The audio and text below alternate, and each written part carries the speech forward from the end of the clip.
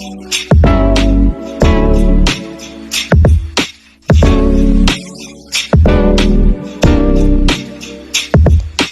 podcast supported by some fellow students from Bawang Technical Integrated High School that have the same level as me. Have you experienced having a difficult time on choosing your strand as a grade 10 student?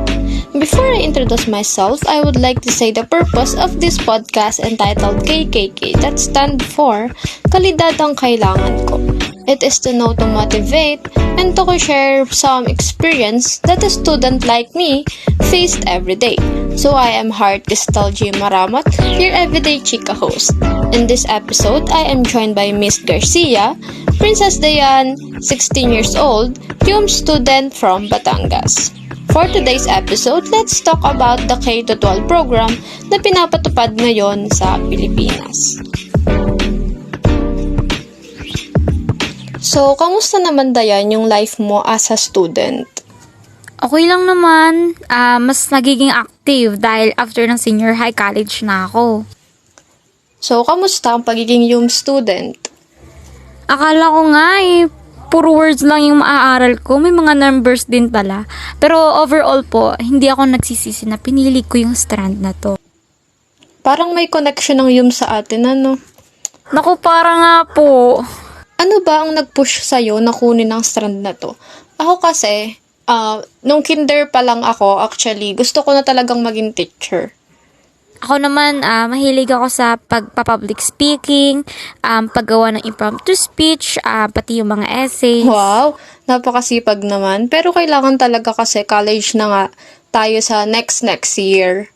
So, ang topic natin, Dayan, ay K-12 program na still pinapatupad ngayon dito sa Pilipinas. Ano bang thoughts mo tungkol dito? Or para sa'yo, ito ba'y nakakabuti or nakakasama? Para sa akin lang nakakabuti to. Para sa akin, di ko lang alam sa parents ko. Kasi sila ang nagpapaaral. Oo nga naman. Can you explain more tungkol dyan sa sagot mo? Kasi para po sa akin, ginawa or pinatupad yung K-12 kasi para nga mahanda tayo mga estudyante sa mas malaking hamon ng buhay nakakaharapin natin. And ang cons kasi nito is para sa parents ko naman dahil mapapabigatan talaga ang bulsa nila. Hindi rin kasi biro yung 2 years. Biruin mo yung pamasahe, baon, yung gastusin sa school, projects. Oo, tama ka kung malalagdaan ng pagtigil ng K-12 curriculum dito sa Pilipinas. Ikaw ba ay magiging against dito or what?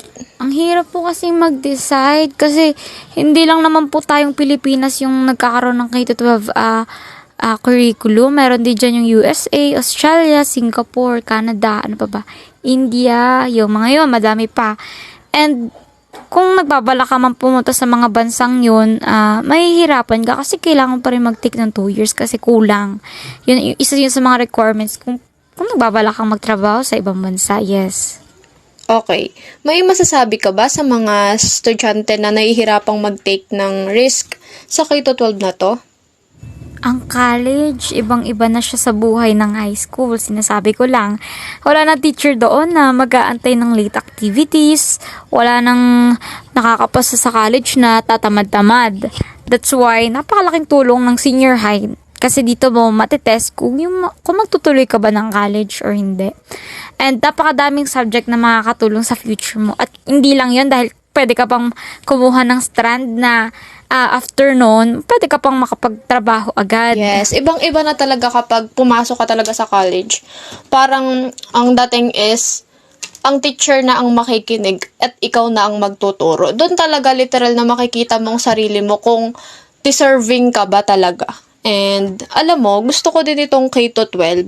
Pero sa tuwing naiisip ko ang mga bata na walang budget para sa pag-aaral, parang napapaisip ako kung kailangan pa ba ng K-12.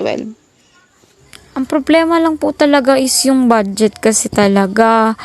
May mga scholarships na nire-recommenda ang ilan pero sa tingin ko, napakahirap din makakuha nito eh. Ang alam ko din, tungkol dyan ay may gradong dapat panatilihin. Kaya mahirap din, lalo na kung hindi ka talinuhan ng bata. Yes, pero hanggat kaya pumasok. At piliting makapag-aral kasi iba yung walang narating sa may pinag-aaralan talaga. Tama ka dyan. So sa mga nakikinig dyan na mga estudyante namin, agree man or disagree sa K-12, your chosen path will always be valid.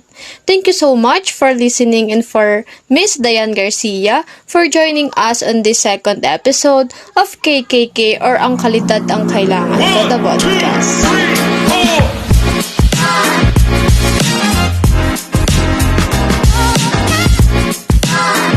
And that's all for our second episode, The Effect of K-12 Program.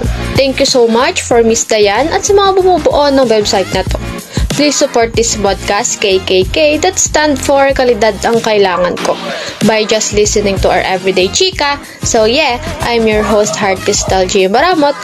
If you're listening to this, I hope you enjoy and helps you for choosing the right path for your future.